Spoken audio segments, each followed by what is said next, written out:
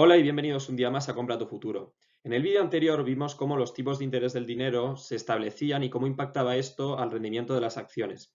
En este vídeo vamos un paso más allá y vamos a ver cómo se establece el rendimiento de la deuda pública y cómo esto puede llegar a afectar al rendimiento esperado de las acciones. Por tanto, en este vídeo primero explicaremos cómo funciona teóricamente el rendimiento de la deuda pública y cómo se establece el mismo. Segundo, vamos a ver cómo este rendimiento que da la deuda pública impacta en las acciones. Y tercero, vamos a ver un ejemplo que deje muy claro este mecanismo que vamos a explicar. Así que sin más, empezamos con el vídeo. En la primera parte del vídeo hemos visto qué eran los tipos de interés y cómo afectaban a los mercados financieros. Vamos con la segunda parte, que es cómo afecta la deuda pública a las acciones y viceversa, ¿vale? Entonces, como vimos en el vídeo de renta fija, la deuda pública, como instrumento de deuda que es y de renta fija, ¿no? Funciona estableciéndose en subastas, ¿vale? Entonces, ¿esto qué quiere decir? Que el Estado, cuando necesita financiación, en vez de pedirle prestado a una única persona o a dos dinero, lo que hace es convocar una subasta para que haya competitividad en las pujas y el Estado consiga recibir financiación a muy poco coste, ¿vale? Entonces, os pongo un ejemplo para que se entienda. Imaginaos que soy un Estado, Alemania, y convoco una subasta porque necesito dinero. Entonces, en la subasta van a ir varias personas. Y yo digo, vale, yo voy a devolver 1.000 euros, que es como funciona la deuda pública. Yo voy a devolver 1.000 euros de aquí a 20 años. ¿Cuánto me prestáis ahora vosotros por esos 1.000 euros que os voy a devolver en 20 años? Y habrá gente que dice, vale, yo te presto 900. Entonces, fijaos que para Alemania le supondría que ahora recibo 900 y tengo que devolver en 20 años 1.000. O sea, es bastante porcentaje, ¿no? De coste, de ese extra de dinero que tengo que devolver en conceptos de intereses. Vale, entonces, eso lo dirá una persona. Otra persona dirá, vale, yo 950. Y así muchas personas, que habrá alguna que incluso pueda pujar 999, imaginaos. Y entonces esta persona solo estaría ganando 1 euro en 20 años. Y a mí como Estado me estarían llegando ahora 999 euros y tendría que devolver 1.000 en 20 años. Fijaos que lo único que me cuesta este dinero que me prestaría esta persona es 1 euro. Con lo cual, como es un sistema de subastas, lo que hago es coger las pujas más competitivas, en este caso la de 999 euros, y de ahí para abajo, y todo el dinero que yo necesitaba lo voy colocando. Pues al de 999, todo lo que pueda prestarme se lo pido a este. Después, al siguiente, todo lo que pueda. Y después, como ya solo necesito, imaginaos, 1.000.000 más, pues al que pujó 997 solo le pido 1.000.000, ¿vale? Entonces, fijaos que las subastas lo que hacen es bajar lo más posible, cuanto más competitivas son, el coste al cual se endeudan los estados, porque para Alemania, fijaos que es mucho más interesante la puja de 999 que 900, porque me cuesta 1 euro en vez de 100 el devolver 1.000 euros aquí a 20 años. Y sin embargo, la otra cara de la moneda es que los inversores, o sea, es decir, la gente que le está prestando dinero a los estados, cuantas más personas hay en las pujas y más competitivas son, entonces hace que ganen menos dinero, porque el tío que ha puesto 999 de puja solo va a ganar 1 euro y el tío que quería ganar 100 no ha conseguido prestarle dinero a Alemania porque ha habido más gente que ha pujado mejor que él, ¿vale? Entonces, una vez hemos entendido este mecanismo, ahora tenemos que ver por qué el rendimiento de la deuda pública de los países está siendo muy bajo, ¿vale? Esto que hace que los países puedan financiarse de manera mucho más competitiva y que puedan disparar su deuda pública. El otro día me comentaba un amigo, no, es que el ratio de deuda PIB en España es insostenible, ¿vale? Y esto puede ser verdad, pero no necesariamente. Es decir, si esa deuda está siendo muy fácil de conseguir y me está costando muy poco a mí como Estado, quizás sea sostenible. O sea, por ejemplo, Japón ha llegado a tener un 250% de deuda sobre el PIB y ha podido pagarla. ¿Por qué? Porque lo hacía a muy bajo coste, ¿vale? Entonces, ahora mismo lo que ocurre es que el rendimiento de la deuda pública está muy, muy bajo. ¿Por qué? Pues principalmente por tres motivos que os pongo aquí abajo. El primero de ellos es por el programa de compra de activos, que lo que está pasando es que hay bancos centrales que están yendo a las subastas de otros estados y del suyo propio, vaya, para comprar deuda pública. Entonces, imaginaos que en esa subasta, cuando Alemania pide dinero, ya no solo van personas, sino que además va el Banco Central Europeo. Y el Banco Central Europeo hace una puja muy, muy competitiva. Entonces, eso hace que el precio al cual acaba prestando el dinero esos inversores y al que le acaba costando esa deuda a Alemania es cada vez más bajo y artificialmente se baja el coste para que se pueda endeudar Alemania, que es lo que busca un poco el Banco Central Europeo con este programa de comprar deuda de otros países. Después, como hay más dinero en la economía, como os comentaba, por los tipos de interés, esto hace que muchísimo dinero también vaya a dárselo prestado a los estados, porque así la gente, digamos que en vez de utilizar ese dinero para tenerlo debajo del colchón, lo tiene produciendo, aunque sea un poco, y van cada vez más personas a la subasta de deuda pública para intentar llevarse algo de rendimiento. ¿Qué pasa? Que si en vez de pujar 20 personas, pujan 40, las pujas probablemente sean mejores para el Estado, pero peores para aquellas personas que prestan el dinero. Y esto es algo que también está pasando. Y por último, esto no es tanto una causa, sino más un efecto, pero los tipos de interés bajos se corresponden con los momentos económicos en los que, digamos, hay una escasez de productividad en la economía, digamos que se para la economía. Esto hace que las acciones también se comporten peor, porque las empresas van a producir menos o porque las empresas tienen previsión de vender menos y tener menos beneficios. Entonces las acciones son menos rentables porque van a recibir menos dividendos, porque la gente piensa que se van a apreciar menos por cualquier causa, ¿no? ¿Qué ocurre? Que cuando un inversor ve que las acciones no funcionan bien, lo que hace es, vale, pues en vez de arriesgarme a perder mi dinero en las acciones, como ahora mismo no me dan mucho, cojo ese dinero y me voy a una subasta de deuda pública y compro deuda pública, compro o doy prestado mi dinero a un Estado. Y esto hace que, como en las subastas cada vez haya pujas más competitivas, los estados puedan financiarse de manera muy holgada y muy barata por el mecanismo que os explicaba antes. Siguiendo con el razonamiento, si os fijáis, un inversor puede coger su dinero e invertirlo en acciones o coger su dinero y dárselo prestado a los estados o invertirlo en renta fija, en obligaciones, en letras, lo que sea. Entonces, ¿qué ocurre? Que si una de las dos opciones es más interesante, si los bonos ahora dan más rentabilidad, un inversor dirá, vale, pues como esta opción ahora es más apetitosa y creo que voy a ganar más dinero, cojo mi dinero y en vez de meterlo en acciones, lo meto en los bonos. ¿Vale? Fijaos que es excluyente, es decir, al final el dinero que tiene un inversor está limitado, sea mucho, sea poco, o sea, digamos que lo que puedo hacer con él es o una cosa u otra, no puedo hacer las dos simultáneamente. Entonces, que una de las dos opciones sea más rentable hace que el dinero fluya más a esa opción, ¿vale? Entonces, si os fijáis que la rentabilidad de la deuda pública sea más alta, siguiendo con el razonamiento de lo que exponíamos antes, implica que el precio de las acciones va a bajar. ¿Por qué? Porque va a haber muchos inversores que dirán, me sale más a cuenta ganar ahora que voy a ganar algo más de dinero invirtiendo en bonos que tener mi dinero invertido en acciones. ¿Por qué? Porque creo que voy a ganar más dinero de lo que ganaba hace un mes en los bonos, o también porque, aunque Alemania esté pagando, imaginaos, un 1% sobre el dinero que yo le preste, yo creo que en relación con el riesgo que estoy asumiendo prestándole a Alemania ese dinero, me sale más a cuenta, ¿vale? O sea, el razonamiento como inversor es el que podríamos tener todos, ¿no? Fijaos que es muy, muy racional. Entonces, si la rentabilidad de la deuda pública baja, lo que ocurre es el mecanismo contrario, que es lo que ha pasado en los últimos años, que los estados, como querían endeudarse de manera mucho más fácil y barata para ellos y sostenible, lo que hacían es todo lo que os he puesto antes, ¿vale? Que hacían que en las subastas hubiera más personas, hubiera más competitividad y eso les permitiera escoger entre mejores pujas que lo que hacían antes. Entonces, ¿qué ocurre? Que hay muchos inversores que dicen, no me sale a cuenta dejar prestado mi dinero al 5%, por ejemplo, si tengo acciones que me dan el 10%. Entonces cojo mi dinero y en vez de prestárselo a los países, lo meto en acciones, ¿vale? Este es un poco el mecanismo que tenemos que entender que es excluyente. O sea, fijaos que una de las dos opciones vaya mejor hace que la otra vaya peor porque es más interesante para el inversor llevar su capital a aquella opción que está mejorando, ¿no? Y esto es importante de cara a entender qué está pasando en el mercado ahora.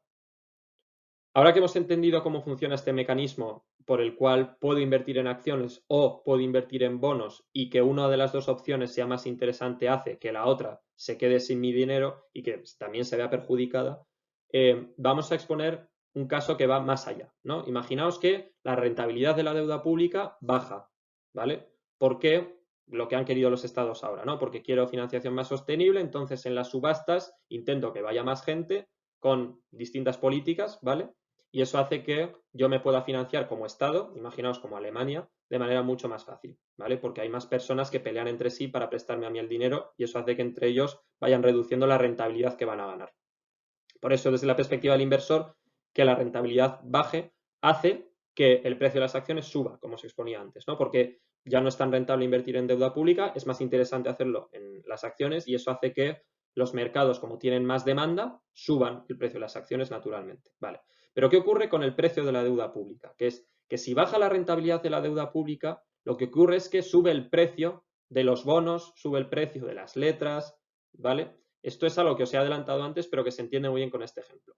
Imaginaos otra vez que el gobierno alemán monta una subasta pública para emitir deuda. Entonces, 10 personas pujan, en este caso, y la subasta acaba cerrándose para Alemania en un 2%, ¿vale? Entonces, estos inversores que me van a dejar dinero a mí me están cobrando un 2% más sobre lo que me prestan, que es lo que van a ganar ellos. Entonces, para mí es un 2% de coste para endeudarme como Estado alemán, para los inversores supone que van a ganar un 2%. Entonces, imaginaos que ahora yo, como uno de esos inversores, compro un bono alemán al 2% con una puja de 900, ¿vale? Como la deuda pública funciona en que se planifica, yo te voy a devolver 1.000 en 20 años, eso sí o sí, siempre es 1.000.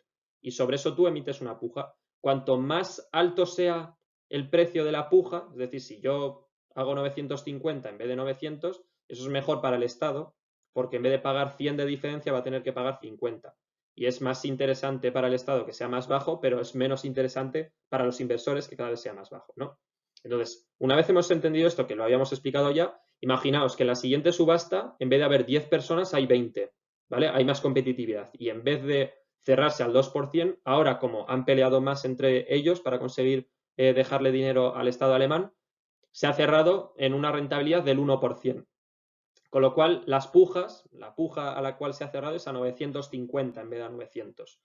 ¿Qué ocurre? Que fijaos que ahora mismo en el mercado, como esto es a 20 años, hay gente que le ha prestado 900 euros a Alemania y que le va a devolver 1.000, que eso imaginaos le supone un 2% de rentabilidad, versus otras personas que le han dado 950 euros a Alemania y que eso les va a hacer ganar un 1% de rentabilidad, ¿vale? Fijaos que unas personas frente a otras van a ganar 50 euros más de diferencia por prestarle al mismo Estado, ¿vale?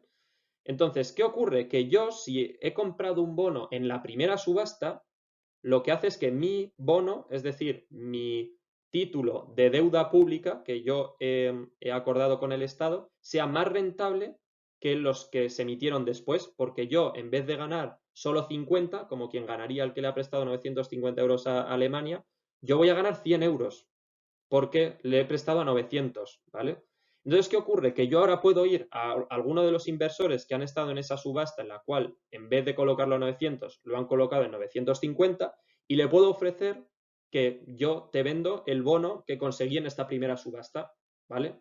Entonces, yo que no soy tonto, digo, vale, en vez de prestártelo a 900, o sea, de vendértelo a 900 como lo hice yo en su momento, como sé que ahora tú tienes uno a 950 y los últimos del mercado han sido a 950, te lo voy a vender a 949. ¿Qué hace eso? Que eso me hace a mí que yo gane 50 euros casi o 49, pero que el que quiera comprarme ese bono todavía le salga a cuenta hacerlo porque va a ganar 1 euro más si me lo compra a mí, ¿vale? Entonces, por esto sube el precio cuando la rentabilidad baja, por este mismo mecanismo, porque si en las subastas, en los nuevos bonos tienen menor rentabilidad, aquellos que tenían más ahora son más valiosos en el mercado, va a haber más gente dispuesta a pagar más de lo que inicialmente se prestó en la subasta, ¿vale? Entonces, fijaos que yo lo conseguí a 900, hay otras personas que lo tenían a 950, yo puedo ir a una de esas personas y venderlo a 949 porque ellos van a ganar 1 euro más que no ganarían con sus bonos actuales y yo, digamos, gano esos 49 de más, ¿vale? Por eso el precio de mi bono sube si la rentabilidad de los bonos en su conjunto bajan. Si los últimos bonos que se han emitido han bajado la rentabilidad, por eso los míos tienen más margen para ahora poder vendérselos a otras personas y eso hace que el precio suba porque es más valioso un bono que paga un 2% versus un bono que paga un 1%, ¿vale? Así que este mecanismo que parece muy contraintuitivo es simplemente para entender por qué si tenéis, por ejemplo, algún fondo de renta fija, ahora que están subiendo los tipos de interés a los cuales se está prestando el dinero por parte del Estado, es decir, la rentabilidad de la deuda pública, lo que ocurre es que los precios de estos fondos que tengáis están bajando ¿vale? ¿Por qué? Por este mismo mecanismo, pero al revés, porque ahora hay bonos al final del año, al final del mes, que están siendo más rentables que los que teníais vosotros, entonces la gente quiere más esos que los que tenéis vosotros y para quitároslos de encima vais a tener que bajar el precio de vuestros bonos, ¿vale? Este mecanismo es un poco contraintuitivo, pero creo que es importante que lo entendamos, sobre todo de cara a después explicar por qué nos gustaría invertir más o menos en renta fija y qué riesgos tiene. Si vemos esto en una comparativa, en un ejemplo muy claro, se ve muy fácil, ¿no? Fijaos que ahora os pongo en pantalla el rendimiento que da la deuda a 10 años de Estados Unidos, que es el activo con menor riesgo por excelencia en el mercado, ¿vale?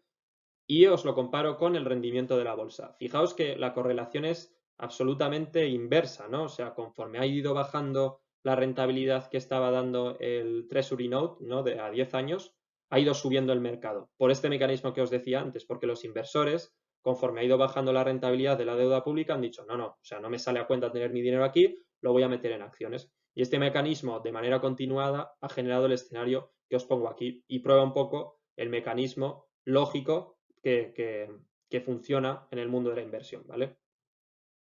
Y ya por último, si vemos un ejemplo que es mucho más actual, aquí os pongo una comparativa de cómo desde finales del año pasado a lo que llevamos de este, se ha ido comportando la bolsa, comparándolo con cómo se ha comportado la rentabilidad que daba el Treasury Bond a 10 años, ¿no? Que es, digamos, la deuda pública estadounidense a 10 años que se considera el activo por excelencia en los mercados financieros más seguro, ¿vale?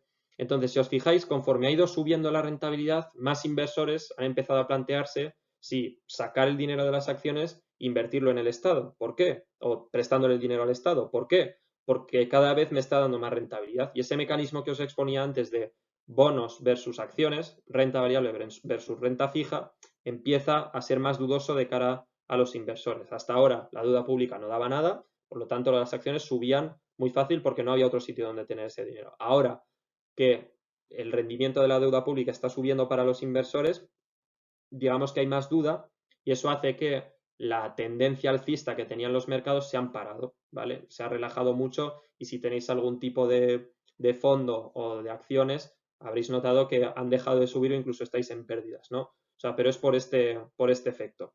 Y la pregunta de por qué han subido ahora la rentabilidad de la deuda pública y por qué ahora es una opción más atractiva, es más difícil de explicar, lo veremos en otro vídeo, pero os anticipo que es porque como se espera que haya inflación, los inversores no quieren que se vean perjudicados por prestarle dinero a muy largo plazo a los estados y que ese largo plazo se lo acabe comiendo la inflación, el poder adquisitivo del dinero que yo estoy dando ahora. Entonces, para descontar ese efecto, de entrada a los inversores cada vez le están pidiendo más dinero o más rentabilidad al Estado para, digamos, cubrirse de ese riesgo. Pero esto lo veremos en otro vídeo.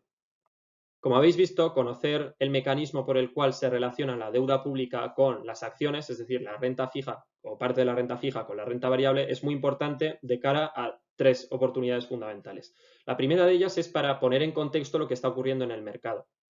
Actualmente, por ejemplo, como os decía, los últimos meses la rentabilidad de la deuda pública ha subido y eso ha hecho que las acciones se aplanen o que incluso caigan. Si conocemos por qué ha pasado esto, somos inversores racionales y sabemos que o podemos hacer nuestra estimación de si creemos que la deuda pública va a subir su rendimiento pero que es solo de manera pasajera, entonces no cunde el pánico y nosotros no cambiamos nuestra posición, que es, por ejemplo, lo que estoy haciendo yo ahora en una de mis estrategias. En segundo lugar, tenemos la oportunidad de generar estrategias de inversión consistentes, como veremos en vídeos próximos. ¿Por qué? Porque si yo sé que las acciones y la deuda pública se comportan de manera correlacionada negativamente, es decir, que cuando una sube, la otra baja, esto me permite tener en mi cartera las dos para que vaya una bien, vaya la otra bien, siempre tenga en mi cartera cosas o activos que estén generando rentabilidad y que a lo largo del tiempo me permitan tener rentabilidades consistentes, ¿vale? Que quizá un año que suben mucho las acciones, pues yo no, como no tengo toda mi cartera en acciones, sino imaginaos el 80%, entonces ese año no ganaré mucho, pero si la deuda pública sube y las acciones lo hacen peor, como tengo algo de deuda pública, también netearé ese efecto y un año que la gente que tiene acciones lo va a hacer muy mal, yo lo haré algo mejor, ¿vale? Entonces, generar estas ideas de inversión y estas estrategias nos permiten hacer rendimientos más consistentes, pero primero tenemos que conocer los esquemas sobre los que se basan y este es uno de ellos, ¿vale? Y el tercer punto que creo que es muy importante es que no tenemos que prever el futuro. Y cualquier gurú que hay por ahí suelto, y que veréis que hay muchos, que os diga que sabe lo que va a pasar en el mercado, miente. O sea, es imposible predecir lo que puede pasar en el mercado, principalmente porque está basado en reacciones humanas, ¿no? Pero sí que es posible saber qué harías en cada escenario. ¿Y qué ocurre si las acciones bajan, por ejemplo? Pues que compraría deuda pública. ¿O qué ocurre si la deuda pública ahora mismo baja mucho su rendimiento? Pues que yo invertiría más en acciones. O sea, no sé lo que va a pasar en el futuro, pero sí tengo una estrategia que contempla qué haría en cada escenario. Y eso nos lo permite hacer el conocer precisamente el esquema sobre el que se basa esta lógica. Así que, nuevamente, si creéis que este contenido, aunque todavía teórico, os puede ser de utilidad, y espero que cuando veamos cosas más avanzadas veáis un poco la gran imagen, ¿no?, de todo esto, os pido que deis un like y que nos veamos en los próximos vídeos.